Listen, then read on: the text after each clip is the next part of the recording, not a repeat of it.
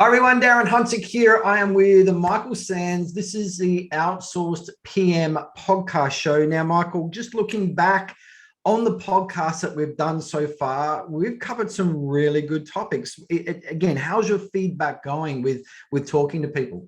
Yeah, feedback's been fantastic, actually. I'm surprised at how many people are actually tuning in and listening to it, but it shows that outsourcing is a real sensitive point for people in the marketplace looking, given the whole resignation crisis and staff shortage, it's a real solution for people to look at outsourcing. And, the feedback has been fantastic.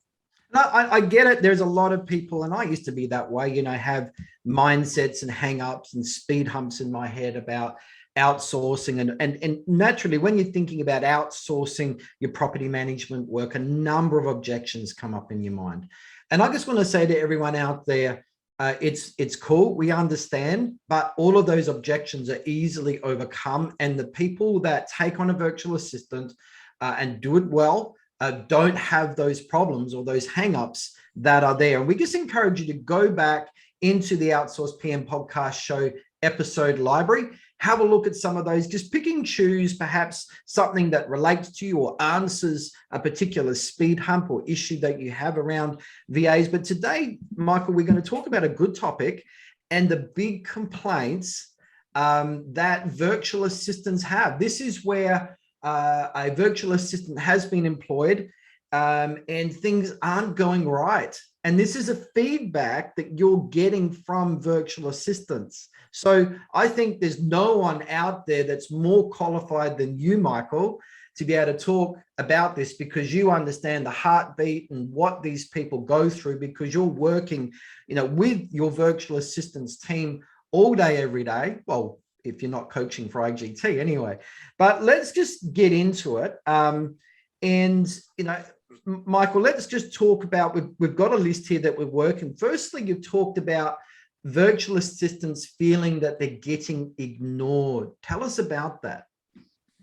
Yeah, it's easy for, I guess, someone working from home and not working in an office to feel like they don't have the attention or the communication.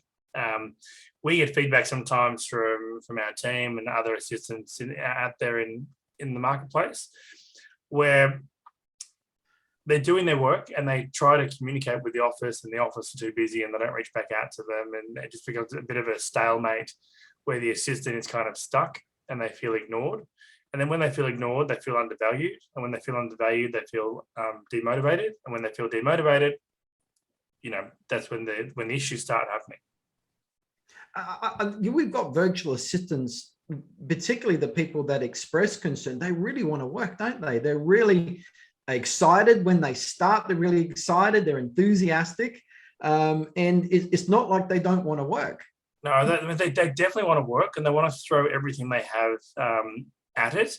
I guess where the agency thinks that, okay, we've got a virtual assistant and, they've had some level of training, that they should be as up to speed as what, the most senior property manager in the team is. And, when they think that the other person, working remotely from home is up to speed, then I guess they don't give as much attention. But as you were saying earlier, Darren, the time is an investment. The time that you spend with the team is an investment. And we encourage all of our clients to every single day have a video message, have a video call, get on a Zoom, 2 minutes, minimum, just to check in. Hey, what have you got on today? These are the things I'd like you to focus on this morning.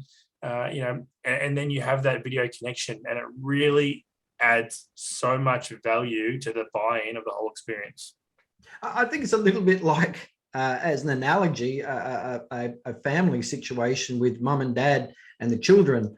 If we just haven't got time for the children, keep on brushing them off, eventually there's going to be problems if we're not giving quality time to the kids, right? Yeah, 100%. And they are family. They are part of your work-life family. You should think about them when you go home. You should think about them while you're working. When you're doing your staff lunches and so on, that's when we would like to be able to send, your team member pizzas and lunch and some drinks, so that they also can partake in the same experience that you're going through in the office. I think because there's an issue or an element here of you haven't got an actual body sitting in the office at a desk, it easily becomes out of mind, out of sight, doesn't it? It is, and it's very easy. You know, someone's in the office. I think too, like when someone's in the office and they're new, you're a lot more forgiving because you can kind of see them out of the side of your eye. And if they're making mistakes or they're not communicating, companies are more forgiving of that because they know, oh, I'm too busy at the moment. I'll just let them keep doing what they're doing. I'm too busy. I'll get to them later. I can still see that they're in the office. When it comes to like a virtual assistant, I find that if you can't see them, you start questioning what are they doing. But you could have someone in your office just kind of sitting there in front of a computer, pressing enter, looking busy, pushing paper around, getting up, walking over to a drawer, opening it up, doing some pseudo filing, and you think, oh, at least they're doing something. But someone working from home, if you don't see what they're doing, you start thinking, what are they doing? For us, we've got that covered. We use software. We can see exactly what they're doing. We can see if they're wasting time, if they're ineffective. Offices don't do that. Darren, real estate offices do not quantify the inactive time that a staff member does. We do. And I can tell you that people in office are far more ineffective. Yeah. I think another good rule is that, whoever we're delegating to, we've got to keep them busy before we get busy. But if we get busy and they're not busy enough, we've got it around the wrong way. So I've got two people, the virtual assistants that have different capacity. One's an executive assistant, one's a marketing assistant. My job is to keep them as busy as I can, and I delegate as much as I can. And I'm keeping a very close eye on those tasks as well. We've got to remember, we've got to get them busy doing the right things before we get busy. But if we're too busy and they get ignored, that's a problem. If we've got people we can delegate to, let's just get really, really good at delegating. The next big complaint, Michael, that you've mentioned is rushing training. What's the issue around training being rushed? What is that? What's causing it?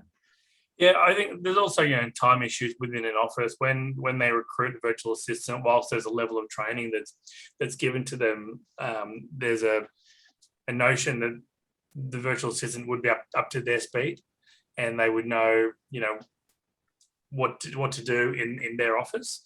But fundamentally, real estate property management is the same from office to office. However, how you do property management, like how you do your notes, how you type them up, where you save them, how you communicate, your exact process is different to other offices.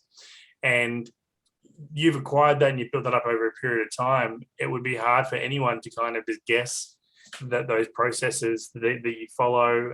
And so it will take some time for someone to be at your level of expectations. So, what we recommend is that, answer the questions, be accessible, to answer the questions. If your assistant sends you a text message or calls you or emails you, have a bit of a hyper focus for the first few weeks to be there for them, because the time that you put into that, you'll get back exponentially.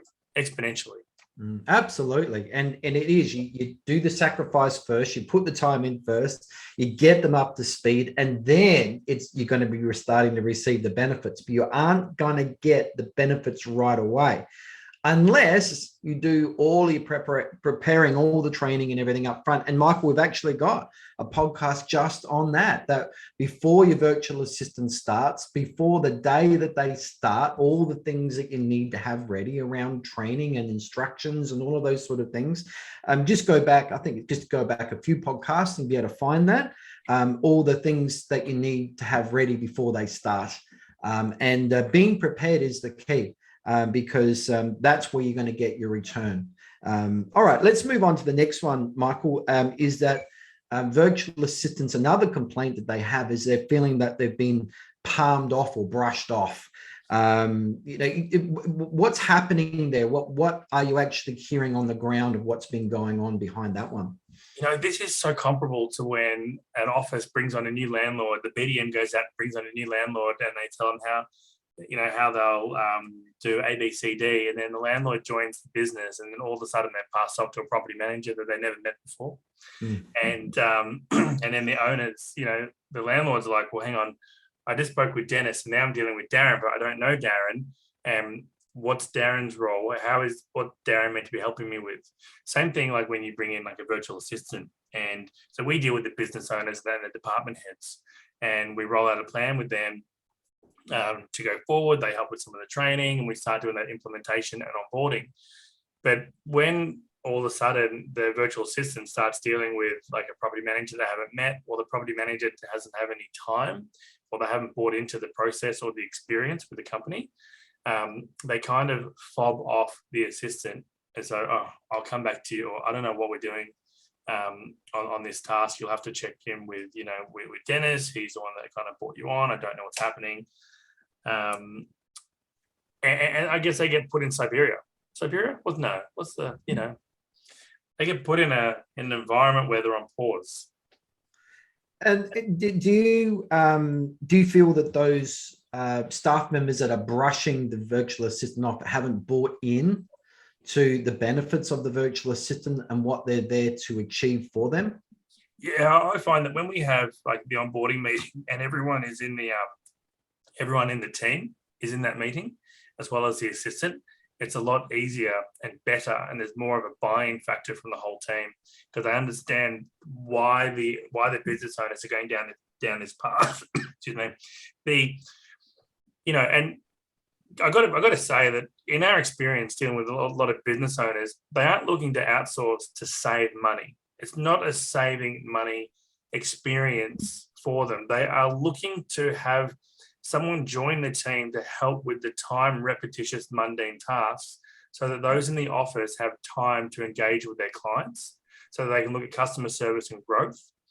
And I think that some of the staff may misrepresent the owner's intentions of why they have this help coming on board. Why can't it all be done in office? It's a solution out there that helps businesses. Yes, it is affordable. It's more affordable than having a local staff member in the office. But you need to be focusing on growth and income producing tasks. Having a virtual assistant is there to help you. It's not there to hinder you. And I think like as long as once the property managers and support staff kind of open up and understand that it's not a threat to their role, it's an assistance to their role, to their growth, to give them the time, then it's a lot smoother for everybody. But I find that property managers in general, they're threatened by their jobs, and they know that the marketplace is quite hard at the moment, and there's a lot of people out there that are resigning and looking for other opportunities, but they're threatened. A lot of people think, oh no, my job's next. My job is next. And then so they don't give the virtual assistant the time that they need. They're not there to replace your job. Like, if they replace your job, it's because they were better at it than you were. They were dealing with customers that you weren't prepared to deal with. They were prepared to put in the time and the effort. If you're not doing that as a property manager, yes, I wouldn't be worried about a virtual assistant. I would be worried about your job in general. Right? The virtual assistant is irrelevant, but they're there to help. And we know companies that use virtual assistants really well, big organizations, and they're part of the team, and they include them. We were in an office the other day in Florida, Dan, and we walked into reception, and they had a TV in the reception hall, and all the virtual assistants were plugged in live. So the virtual assistants could see everyone moving around the office and everything, and it was on mute, so you couldn't hear everyone talking, but they could see everyone and they felt involved. And when everyone walked past reception, they'd wave at the cameras and say mime g'day. Well, not g'day because they're in America, but so it's the culture, it's the ethos, it's buying in. The property managers need to buy in and not fob them off. I think you've made a good comment there. The real purpose of the virtual assistant is to take the mundane tasks, so the property manager in the office or the property manager assistant can focus on high value, dollar productive, customer service, growth activities, things that really do make a difference to the business. A good analogy, and where I've seen this also work is mortgage broking, Michael. So for example, my mortgage broker that I deal with, he's sorry, just bear with me 2 seconds. My mortgage broker that I deal with, he doesn't get involved that once he's got a loan in play, as in the application process. He's got someone else that's assigned to collect your income, designed to collect all the paperwork, designed to collect all the things that the bank's going to need to look at the deal. But the actual mortgage broker himself is focused on the high-end customer service, but not in the low-end mundane tasks of collecting all these documents. And whether this person's a subcontractor, probably, but this is what all this person does full time, is all these mundane low-end tasks that would simply bog the mortgage broker down in getting and slowing him down and getting to the next deal. It definitely helps with mortgage broking. We have it with our business, and we've helped other mortgage brokers out there with processes in place, and just getting the grunt work done, so the mortgage brokers can focus on the new business, meeting the clients, restructuring, structuring. Yep. So again, the VAs are very much about the grunt work, aren't they? And getting the grunt work done. So moving on to that, another complaint that virtual assistants have is being treated like robots. What's that about? What's behind that? I see this a lot in America too, where like the assistant is just like someone they don't really have any involvement with. They don't see them, they don't engage with them that much, and it's just they send a task through, and all of a sudden it comes back X amount of time later, and it's done. And like, wow, that's great. It's like that. I don't know if you've seen that comic skit, Darren, where the guy, I'm pretty sure he was in Adelaide, and he was joking to his girlfriend that every time he puts plates and bowls and waste on this coffee table, he goes to bed and he wakes up and it's gone, and so everything's been cleaned and it's up in the cupboards, and he thought it was magic, when it was really his girlfriend that was actually cleaning everything up once he went to bed. Same with virtual assistants and tasks. It's easy to kind of think, well, I sent this task over to this email address, and bang, I come back in the morning and the leases are done and this is entered in and they don't think there's actually Dennis on the other end of the computer there, putting his blood, sweat and tears in, making sure there's dotting the I's and crossing the T's, and he's human. And then when he tries to call you, Darren, you don't answer, but you'll send an email back, and all of a sudden you get a message or an email. It's quite robotic and transactional. And again, it creates demotivation, because they're like, well, why am I turning up to work if you're not giving me the time of day? Like, I'm doing all this work for you. I'm unmotivated. But as you know, like when people are motivated in the office, Darren, they go above and beyond. Like, I'm not saying people should be doing overtime, but you don't think about overtime. You don't think about going to pick up those keys on the way home or on the way to the office. You just do things because you love what you're doing. Yeah. And that's human. That's a human element of work. When it's not there, it is robotic. Yeah. Do you come across virtual assistants with mental health problems because of the extreme issues that they may be struggling with in a job? Have you heard of that sort of thing before? It's a really interesting comment that you raised. I think most people out there have got underlying mental health issues, and I guess when they're not in the right environment or a safe environment, those mental health issues can become unearthed and rise to the top, and depression can set in, and questions of self-worth, self-doubt rise to the top. And when they've got so much time to think about all these matters, it can become a problem. I mean, with our company, we offer anyone that has mental health issues, or they feel like they're falling into a depressed state for any reason, we provide them with mental health doctors, right? That they can book in, call, have sessions with, if they need to be medicated, because some people need medication. It's there for their support. It's not a what's the word? It's not frowned upon at all. It's something that happens to so many people. COVID has been absolutely brutal to, we talk about people in Australia and New Zealand and America and the UK. I'm seeing depression rates rise to the top with so many property managers and business owners that have just struggled their way through, except those in WA. I mean, they were untouched. They struggled all the way through. And now we are seeing that as an issue. And any business owner needs to be mindful of that and make sure they provide their staff with adequate support. I think, these are workers, but these same workers, virtual assistants, they've got families, they've got issues, they're people, and they've got real lives. And we tend to forget that because they're a virtual assistant on the end of an internet connection. And yeah, we just got to understand that they've got a whole, three-dimensional life as well, as same as the people in the office. And who we are is who we bring ourselves to work, and who we are is very much about who we are when we're not working as well. So there is no such thing as a robot.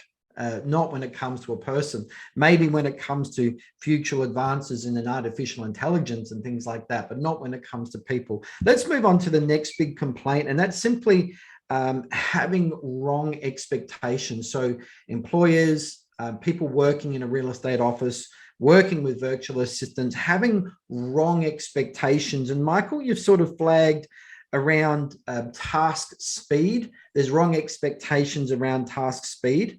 Do you want to just talk about that? Yeah, definitely. It's always an interesting topic. Darren, you know how to do things really, really well, really, really fast. And I think there's an expectation of property managers that when a virtual assistant starts with them, that they're at the same speed. And we know that, you got to the speed and the efficiency that you are at because of time and repetition. And, we try to focus on accuracy, efficiency. You got to nail the accuracy. You got to make sure the accuracy is there, and then the efficiency will follow, and it just becomes second nature. But there is that expectation there from so many people that you'll do it as fast as them, if not faster than them. But they didn't know how to do it. What you were doing, potentially a couple of weeks ago. So it's understanding, and we refer back to time banking. So the more time you give to train someone, like 10 hours or 20 hours on a particular task, and go over it with them, don't look at that as a negative. That's an investment. Go over it with them, help them work on the accuracy of what you need done, and then the efficiency to follow. You will get that 20 hours back so fast. Like, depending on what the task is, could be a lease renewal, might take you half an hour, let's say, might take them 45 minutes, or let's call it an hour for the purpose. You spend 10 hours training them on it, so you've lost 10 hours training them, but 5 hours of that would have been how fast you would take.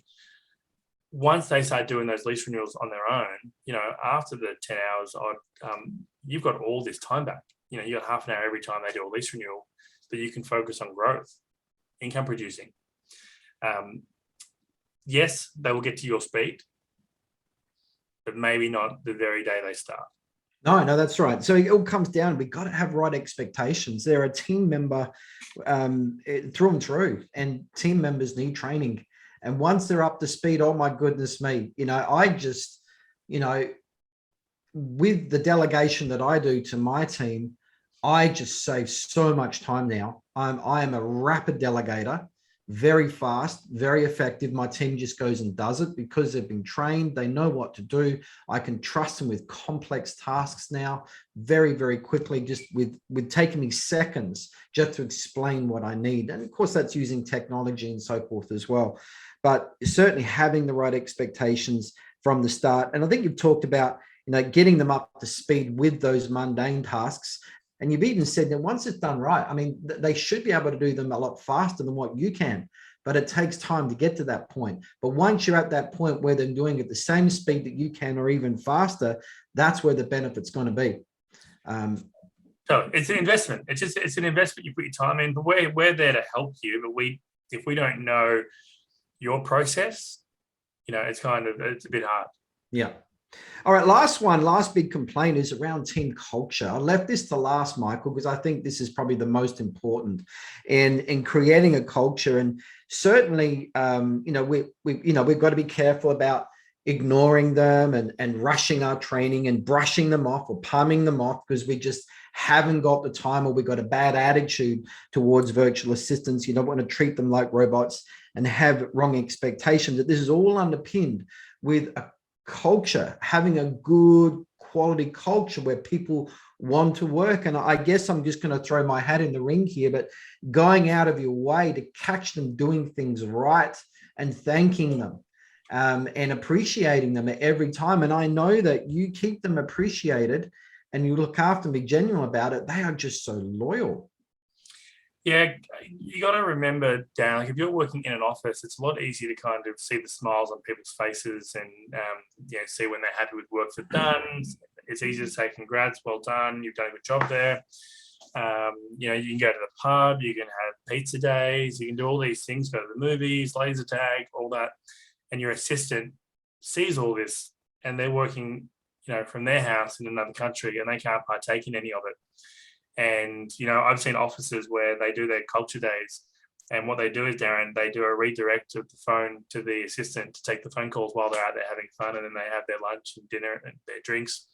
They come back and they have their photos posted everywhere on social media. And the assistant just kind of says, okay, they log off with their time. They go home, they spend time with their family and friends, but there's nothing joining them or connecting them with the business other than the tasks that they're doing. Yeah. So what we try to do is, like with us, and I think everyone out there who has assistants should do this, send your team member food, meals, thank yous, at least once a month. Can be pizza, can be like whatever the food is that they like, send them a meal once a month. We do it for our clients. We'll, they'll say, hey, Michael, we want to send such and such something for lunch this week. We'll organize it because, we have roots on the ground there that we can get meals out there and drivers and riders that can get things to the team members easily. We don't need to think twice about it. And we'll do that anyway, like randomly. But when it comes from the company, it's such a different feeling for them.